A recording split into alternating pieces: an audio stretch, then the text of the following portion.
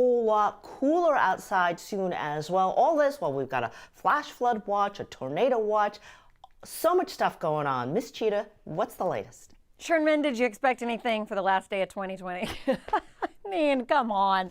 But yes, we do have a flash flood watch. 2020. We also, we have a flash flood watch, and we also have a tornado watch. So the tornado watch in yellow and the flash flood watch in green, both set to expire at 3 p.m., and I think they will. So the severity of these thunderstorms are probably now through really about 2 o'clock this afternoon over the next couple of hours, because what's finally happening is this low is going to finally push this boundary, and once we can get some lift out of this, we'll start to see the threat for severe thunderstorms drop, and we'll also see some changes in the structure of these thunderstorms.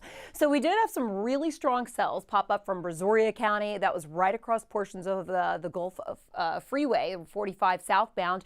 And now what I'm tracking is a lot of lightning still associated with this, but in new areas. So Galveston County, you're currently going to see the threat. The threat is now moving away from Brazoria County and crossing over 45, but take a look at San Leon in Texas City.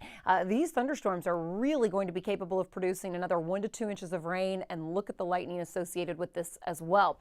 But again, the good news, in some areas that needed a break, we are actually getting a little bit of a break from Alvin, Liverpool towards Friendswood area, and that's where the strongest cells were sitting overhead for probably about 45 minutes. If you're in Friendswood or Alvin, you know what I'm talking about.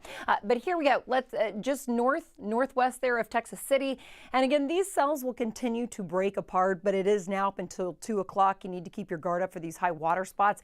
If you don't have to get outside, I would wait until after about 3, let this kind of settle down.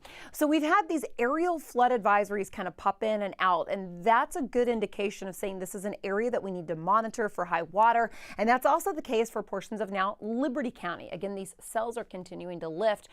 More moisture is coming in from the Gulf, but it's actually going to set up to the east. So it'll be Chambers County, portions of Galveston County, and Liberty County that will now be the biggest threat even over the next couple of hours. So putting this into future mode, notice at 2 o'clock, these thunderstorms are really trying to break apart and work off to the east. And that will be the overall trend through the afternoon. By 4 or 5 o'clock, that's when the rain should be out of here.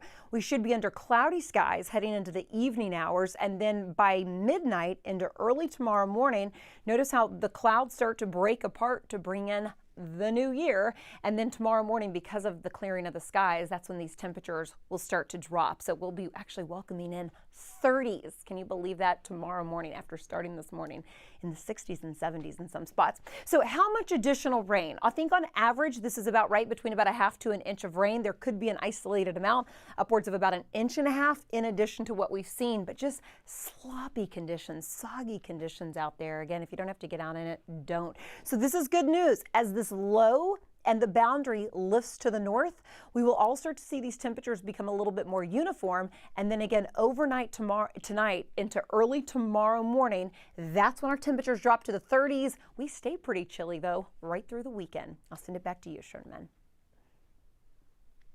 All right, and Happy New Year to you, Miss Cheetah. Thank you very much. Happy New Year to you as well. All right, do you